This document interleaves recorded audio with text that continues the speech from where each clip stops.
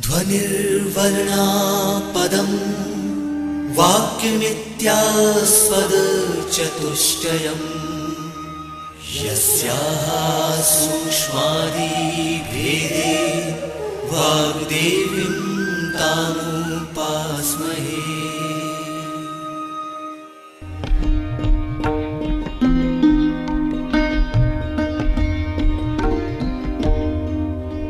मध्य प्रदेश भोज मुक्त विश्वविद्यालय का इलेक्ट्रॉनिक माध्यम निर्माण और शोध केंद्र EMPRC प्रस्तुत करता है ध्वनि कार्यक्रम भारत में स्वैच्छिक संगठन।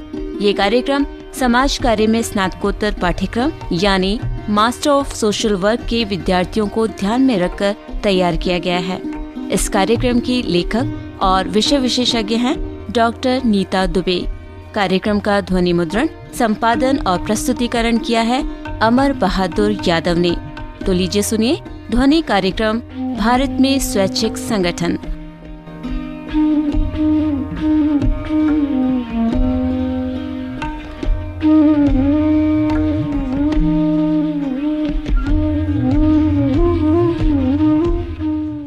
पिछले 20-25 वर्षों में गैर सरकारी संस्थाएं एक बड़े रोजगार के रूप में उभरी हैं।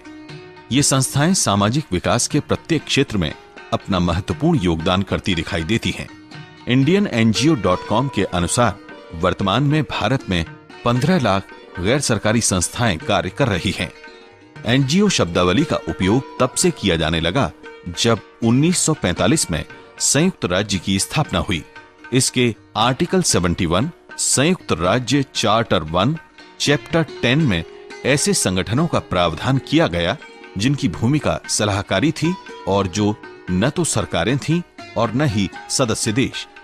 इन्हें अनेक नामों जैसे NOP यानी नॉट फॉर प्रॉफिट, VO यानी वॉलंटरी ऑर्गेनाइजेशन, CSO यानी सिविल सोसाइटी ऑर्गेनाइजेशन या CBO यानी कम्युनिटी बेस्ड ऑर्गेनाइजेशन से जाना जाता है।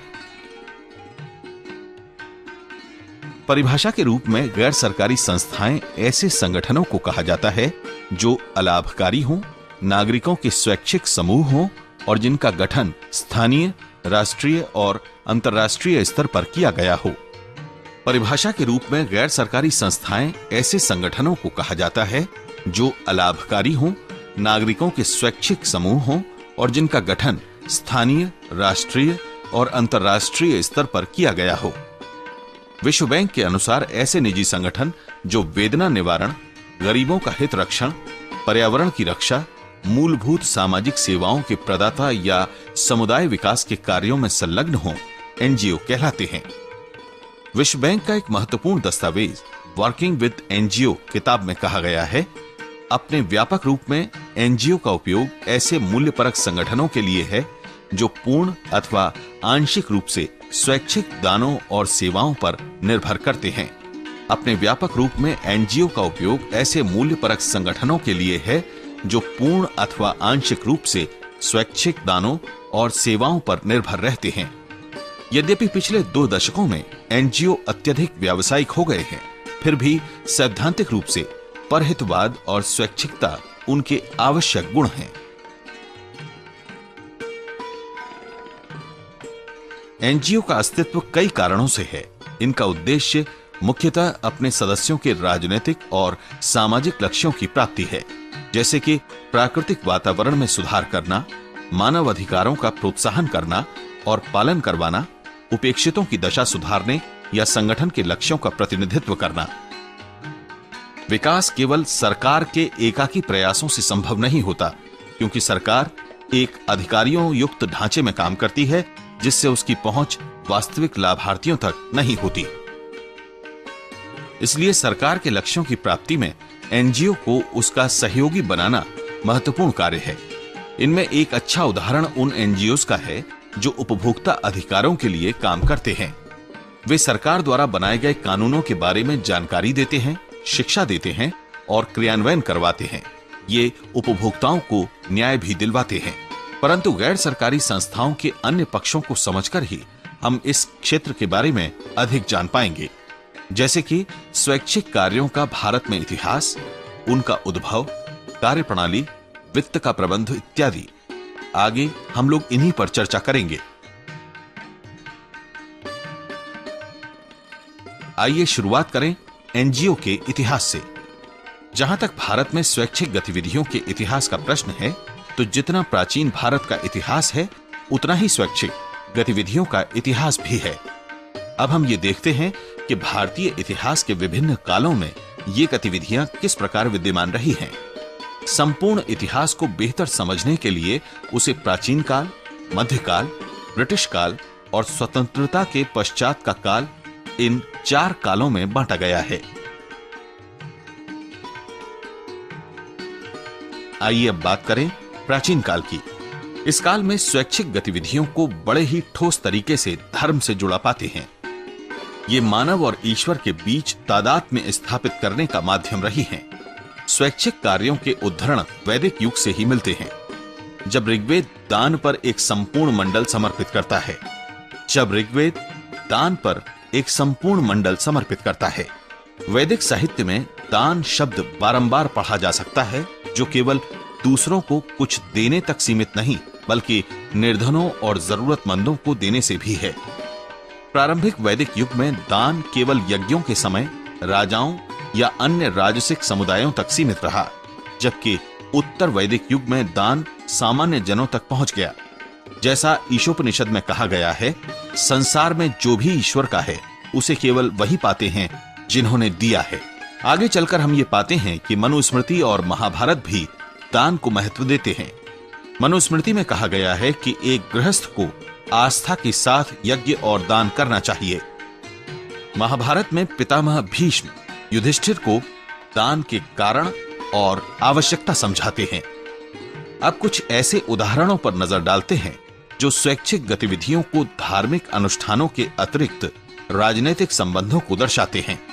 कौटिल्य के अनुसार दान एक राजनीतिक माध्यम है। वे सुझाव देते हैं कि इसका उपयोग ऐसे समाज के लिए किया जाना चाहिए जो युद्ध में जीते गए क्षेत्र में निवास करता हो।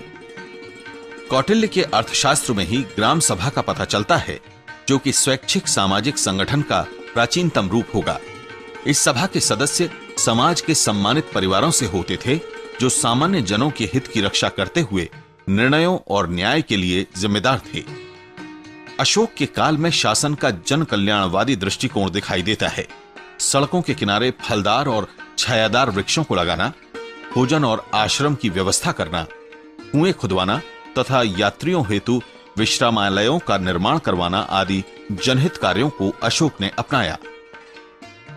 अशोक के समकालीन 2 धर्मों, बौद्ध और जैन, ने मानव जीवन में सामाजिक और दार्शनिक आयामों को नवीन अर्थ दिए। इनका प्रसार उन भिक्षुओं ने किया जो देश भर में घूमते थे। इन नए विचारों के प्रसार के साथ ही समाज में निर्धनों, राजपुरोहितों, भिक्षुओं और धार्मिक संस्थाओं को दान देने पर बल दिया गया। यहां तक कि बौद्ध साहित्य ने दान का विभाजन धम्मदान और आमिष दान में किया। साथ ही दान का अन्य विभाजन सात्विक, राजसिक और तामसिक दान भी प्रचलित हुआ, जिससे उसके उद्देश्य और अंतर्निहित भावना परिलक्षित होती है। तत्कालीन अभिलेखों में वर्णन है कि कई बौद्ध स्थलों, गुफाओं, मठों को व्यापारी वर्ग प्रश्रय और सहयोग देते थे। गुप्त काल में भूमिदान की प्रथा अत्यधिक प्रचलित हुई, जो गुप्तोत्तर काल में भी दिखाई देती है।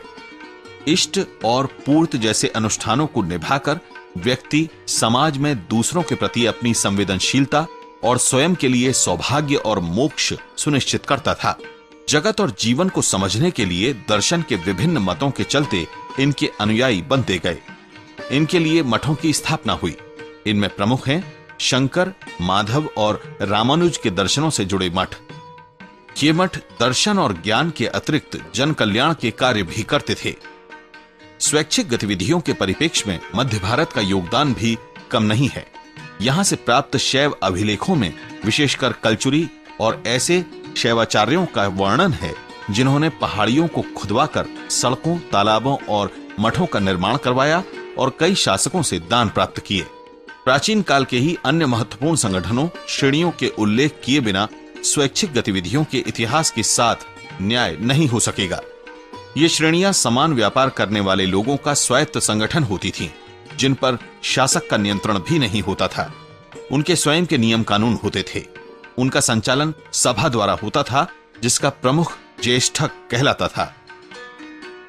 इनकी अपनी चिन्ह और पताकाएं होती थी और ये बैंकों का कार्य करती थी।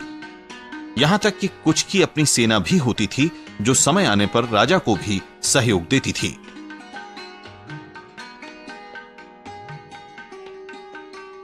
आइए अब स्वैच्छिक गतिविधियों को मध्यकाल के परिप्रेक्ष्य में जानने की कोशिश करते हैं। मुगल काल में हम इस्लामिक मान्यताओं, सदका और ज़कात की परंपराएं देखते हैं। सदका स्वैच्छिक दान था, जबकि ज़कात अनिवार्य हुआ करता था।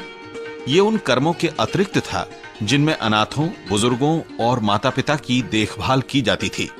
इस्लाम में माना जाता है कि इंसान अल्लाह की नियामत प्राप्त करता है, इसलिए उसे चाहिए कि वो उसकी इबादत नेक कामों और दान से करे। शेर शाह सूरी और अकबर ने शासन प्रबंधन में सामाजिक कार्यों पर जोर दिया।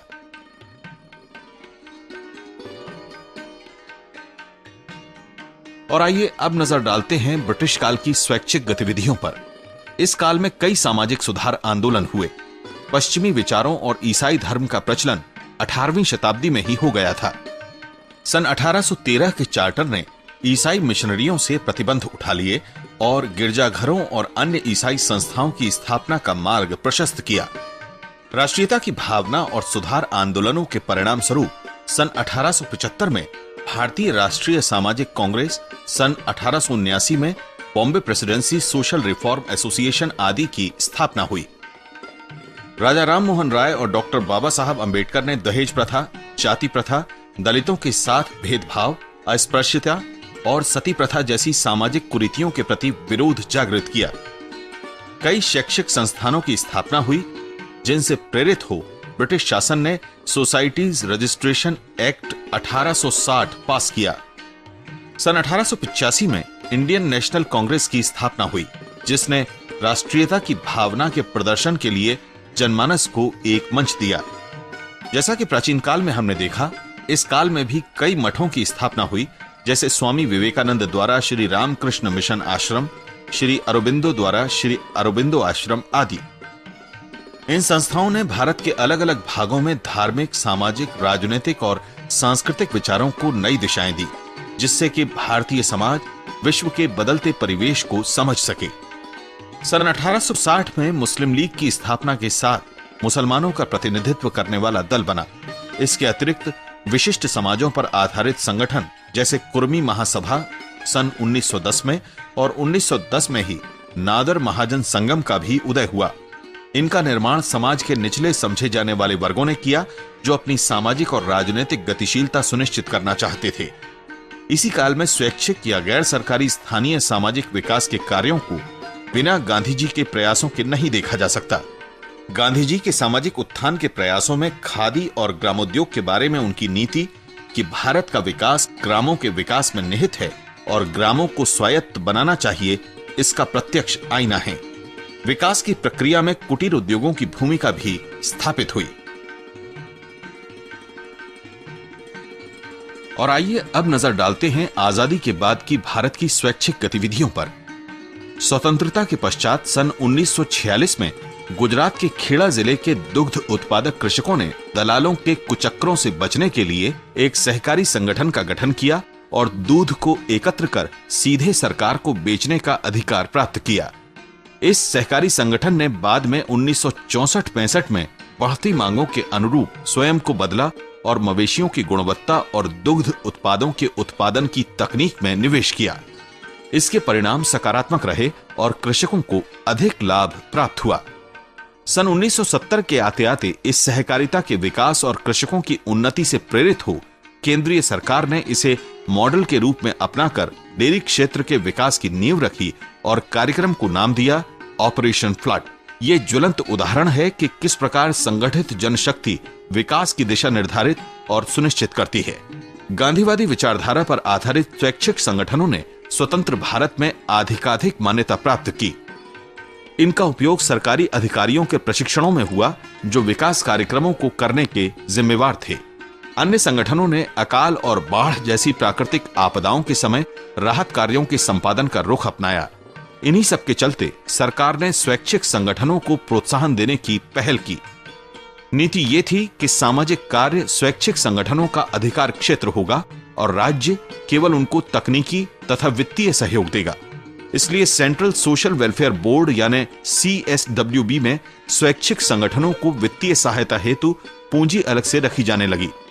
सन 1960-70 के मध्य भारत में विकास के वैकल्पिक नमूनों पर प्रयोग शुरू हुए।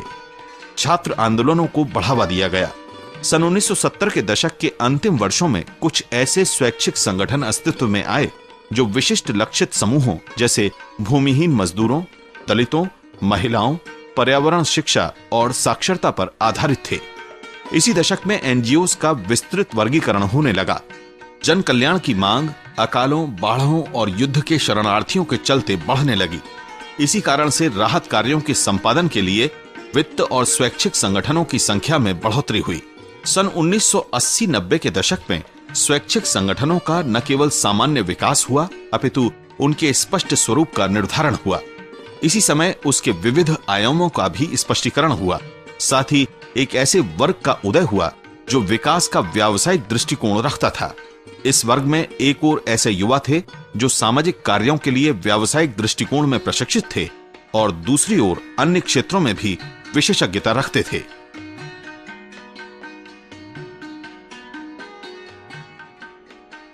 स्वैच्छिक संगठनों का इतिहास समझने के बाद चलिए देखें कि स्वैच्छिक संस्था कैसे बनती है।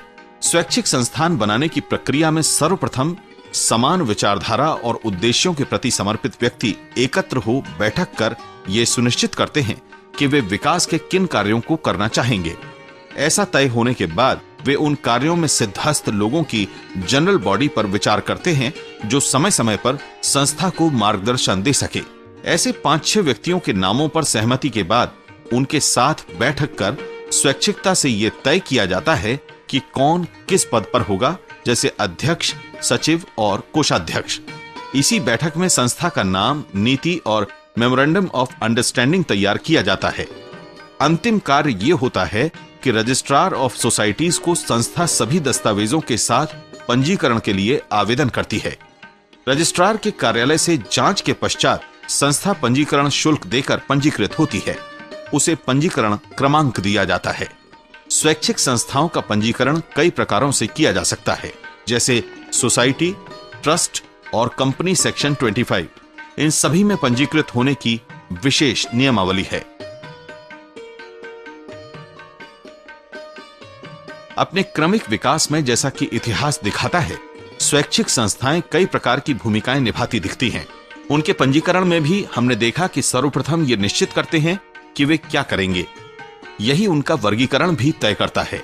विश्व बैंक के अनुसार ये 2 प्रकार की होती हैं। एक है ऑपरेशनल स्वैच्छिक संस्थाएं, जिनका मुख्य कार्य विकास परियोजनाओं का मसौदा तैयार करना और उनका क्रियान्वयन करना होता है। दूसरी है एडवोकेसी स्वैच्छिक संस्थाएं, जिनका कार्य विशेष कारकों का संरक्षण करना है। ये जागरूकता पर काम करते हैं। एक अन्य वर्गीकरण के अनुसार स्वैच्छिक संस्थाएं कई प्रकार की हो सकती हैं, जैसे परामर्शदात्री या अनुसंधानात्मक NGOs। ये सामाजिक क्षेत्र में परामर्श या खोज का काम करती हैं। प्रशिक्षण या क्षमता वृद्धि NGOs, ये सामाजिक कार्यों में संलग्न अन्य संस्थाओं को प्रशिक्षण देती हैं और क्षमता वृद्धि करती हैं। नेटवर्क NGOs, ये विशिष्ट सामाजिक कार्यक्षेत्र में लगी संस्थाओं को आपस में जोड़ती हैं, जैसे association of voluntary agencies for rural development. Mother NGOs, ये स्वयं की वित्त प्राप्त करती हैं और अन्य संस्थाओं को भी उपलब्ध कराती हैं, जैसे child relief NGO। Grassroot NGOs, वे संस्थाएं हैं जो सीधे समुदाय के साथ काम करती हैं।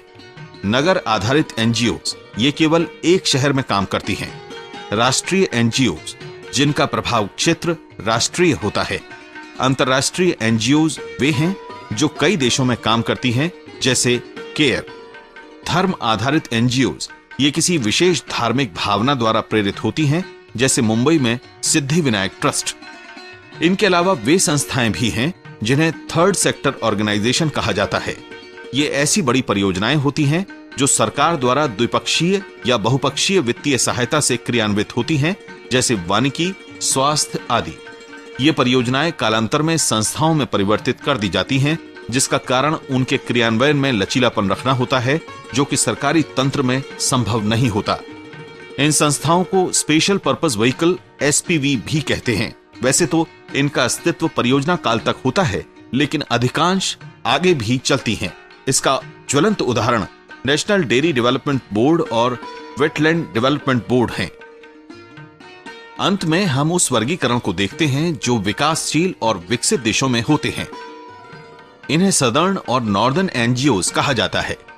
सदर्न एनजीओ सहायता प्राप्तकर्ता और नॉर्दर्न एनजीओ दाता या स्थानीय सहयोगी एनजीओ की मदद से परियोजनाएं लागू करते हैं।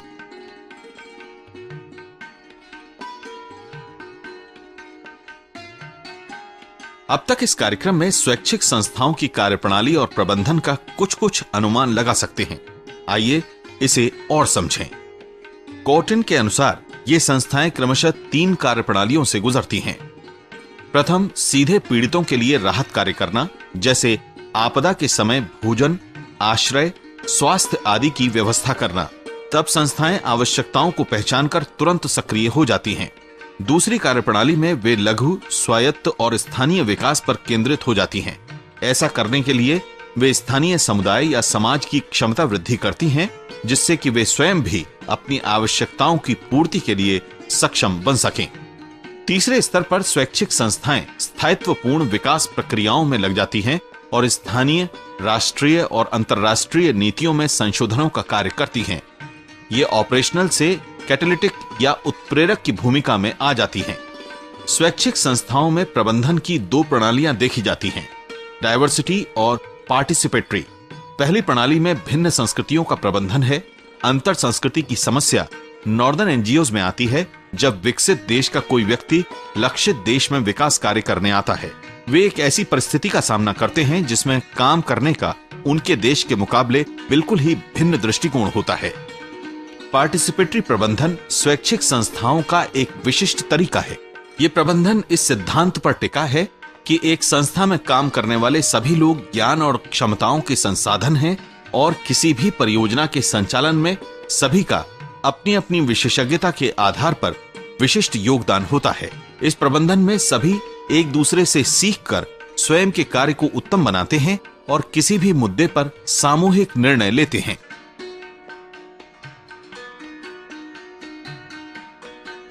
हमने स्वैच्छिक संस्थाओं का इतिहास, उनका निर्माण, वर्गीकरण, कार्यप्रणाली के बारे में जाना। इसी क्रम में यह जानना जरूरी है कि ये संस्थाएं ऐसी कौन सी विशिष्ट कार्यविधियां अपनाती हैं जिससे ये अन्य क्षेत्रों से अलग हैं। इन विधियों को उनकी कार्यप्रणाली के परिप्रेक्ष्य से भी जोड़ना चाहिए। एक वाक्य में कहा जाए तो ये कहा जा सकता है कि वे नीचे से ऊपर की ओर आती है। इसका मतलब यह है कि उनके लिए सीढ़ी की सबसे पहली पायदान वो लाभार्थी होते हैं जिनके लिए परियोजना चलाई जाती है, न कि वे उच्च अधिकारी जो बंद कमरों में उनके बारे में निर्णय लेते हैं। इसका आधार एक सिद्धांत यह है कि स्थानीय ज्ञान को समझना महत्वपूर्ण है और उसी को ऐसे मजबूत किया जाना चाहिए जिससे कि समुदाय का विकास उसे वैश्विक बदलाव के लिए सक्षम बना सके। एक अन्य महत्वपूर्ण सिद्धांत है अनुभव आधारित सीख चक्र का, जो कि ऐसा चक्र है जिसमें आवश्यकताओं को समझना, नए कौशल को हासिल करना, सीखे गए नए कौशल को जीवन में अपनाना और समाज में बांटना, उसके अनुभवों को लेना और अंत में पुनः उपजी नई आवश्यकताओं को पहचानना। यह सुनिश्चित करना कि इन सिद्धांतों का किसी भी परियोजना के दौरान पालन होता रहे। स्वैच्छिक संस्थाएं कई तरह की विधियों को अपनाती हैं।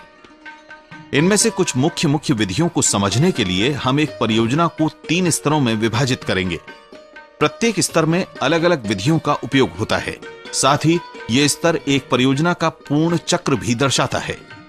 परियोजना पूर्व स्तर यह परियोजना का सबसे पहला स्तर होता है जिसमें कई विधियां उपयोग की जाती हैं, जैसे आवश्यकता का आकलन करना, बेसलाइन सर्वेक्षण करना जिसमें संसाधनों या गांव का नक्शा बनाना, मौसम चक्रों और परियोजना क्रियान्वयन के लिए उचित समय का आकलन करना, लक्षित समूह परिचर्चा आदि होती है।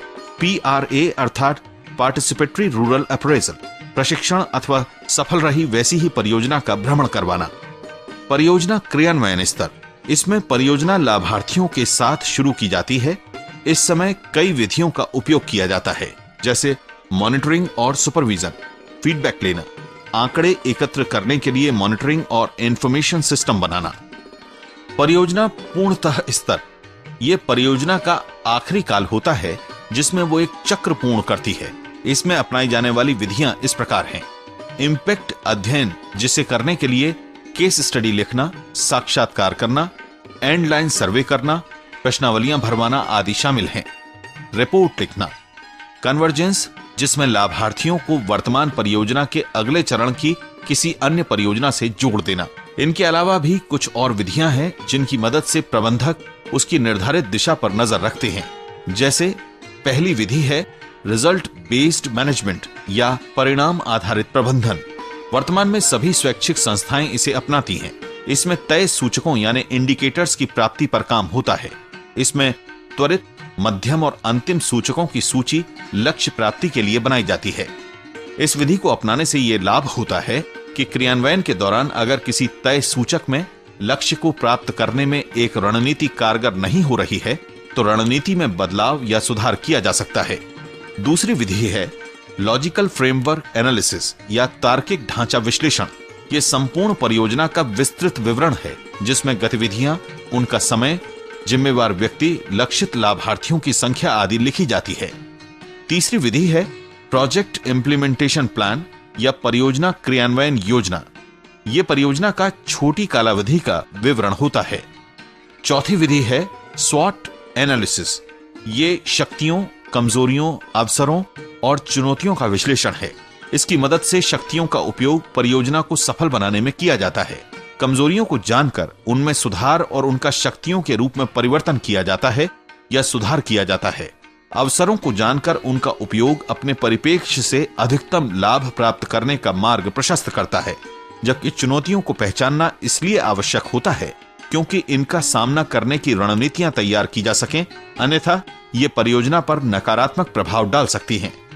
स्वॉट विश्लेषण में शक्तियां और कमजोरियां आंतरिक होती हैं और बाकी दो, अवसर और चुनौतियां, बाह्य होती हैं।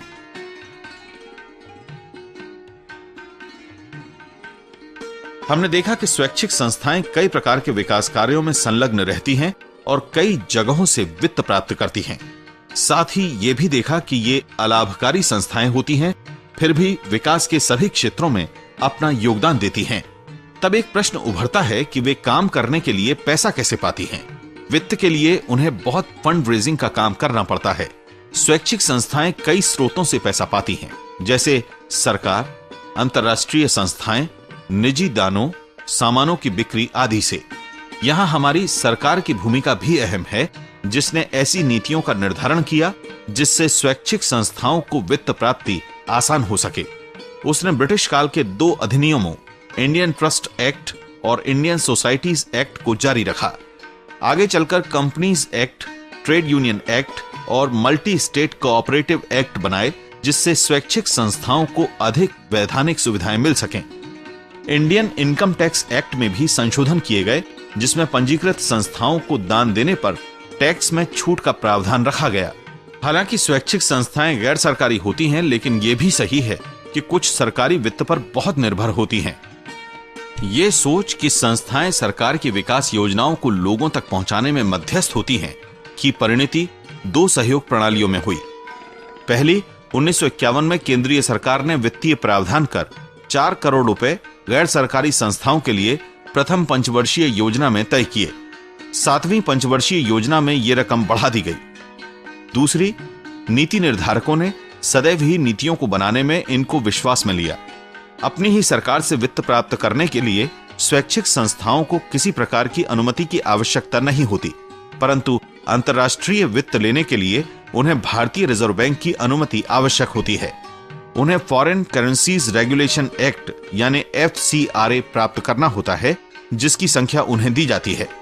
इस संख्या के लिए वे तभी पात्र होते हैं जब उनका 3 वर्ष का सुचारू निर्विवाद कार्यकाल हो चुका हो। यह प्रावधान FCRA 1976 में आया। इसमें संस्था को कई प्रकार के प्रपत्रों को भरना और जमा करना पड़ता है और यह गृह मंत्रालय की प्रविधि में आता है। कुछ विशेष परिस्थितियों में संस्था पूर्व अनुमति भी ले सकती है। विदेशी स्रोतों से प्राप्त वित्त के लिए संस्थाओं को अलग बैंक खाता खोलना होता है।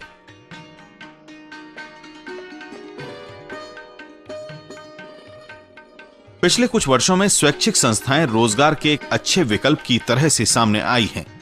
यही एक ऐसा क्षेत्र है जिसमें भिन्न भिन्न शैक्षिक योग्यताओं वाले लोग समाहित हो जाते हैं, चाहे एक सिविल इंजीनियर ही क्यों न हो। एक स्वैच्छिक संस्था में वैतनिक कर्मचारी या फिर स्वयंसेवी यानी वॉलंटियर्स के रूप में काम किया जा सकता है। एक अनुमान के अनुसार स्वैच्छिक संस्थाओं में भारत में 15% कर्मचारी वैतनिक और 85% स्वयंसेवी हैं। जैसे किसी भी अन्य क्षेत्र में होता है कि उसकी अपनी एक अन्य भाषा और शब्दावली होती है, वैसे ही स्वैच्छिक संस्थाओं के क्षेत्र में भी है। ऐसी ही कुछ शब्दावली से हम कार्यक्रम के दौरान परिचित हुए हैं। कुछ और को जानते हैं। INGO यानी अंतरराष्ट्रीय NGO, BINGO यानी business oriented international NGO, RINGO यानी रिलीजियस इंटरनेशनल NGO, ENGO यानी एनवायरमेंटल NGO, GONGO यानी सरकार द्वारा प्रोत्साहित NGO, QUA NGO यानी क्वासी ऑटोनोमस NGO। रिसोर्स मतलब सभी प्रकार के संसाधन, प्राकृतिक संसाधन, वित्त संसाधन और मानव संसाधन। इंडिकेटर सूचक जो किसी भी परियोजना के लक्ष्यों को दर्शाते हैं।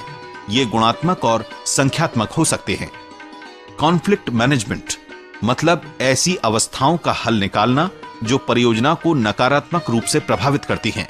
फैसिलिटेटर मतलब ऐसा व्यक्ति जो परियोजना को लाभार्थियों तक सरल तरीके से पहुंचा सके और विकास की प्रक्रिया को आगे बढ़ाने में सहायक हो।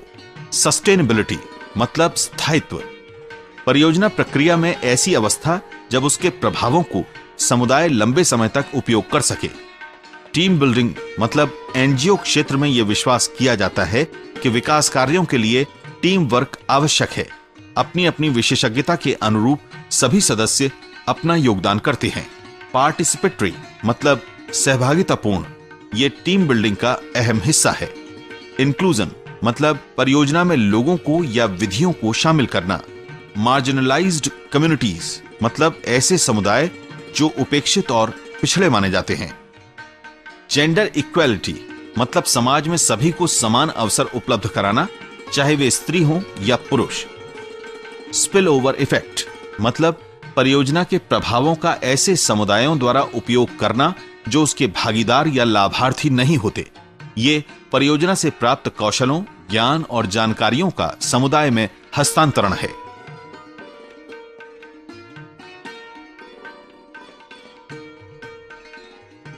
दोस्तों, अभी इस कार्यक्रम में गैर सरकारी या स्वैच्छिक संगठनों, जिन्हें आमतौर पर NGOs के नाम से जाना जाता है, उनकी परिभाषा और उद्देश्य से परिचित हुए।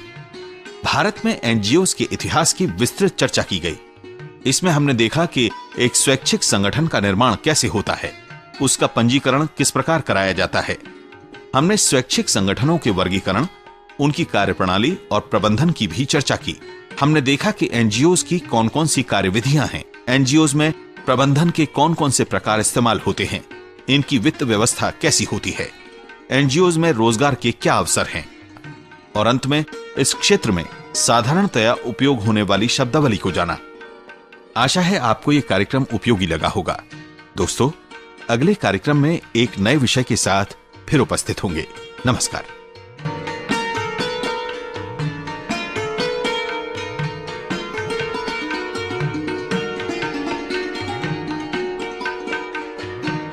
अभी आप सुन रहे थे ध्वनि कार्यक्रम भारत में स्वैच्छिक संगठन। इस कार्यक्रम की विषय विशेषज्ञ थी डॉक्टर नीता दुबे। स्वर था पदम भंडारी का। उद्घोषिका थी अनुराधा। कार्यक्रम समन्वयक थी प्रोफेसर सुस्मिता पांडे। इस कार्यक्रम का ध्वनि मुद्रण, संपादन और प्रस्तुतिकरण किया अमर बहादुर यादव ने। ये कार्यक्रम मध्य प्रदेश भोज मुक्त विश्वविद्यालय के इलेक्ट्रॉनिक माध्यम निर्माण और शोध केंद्र EMPRC द्वारा प्रस्तुत किया गया।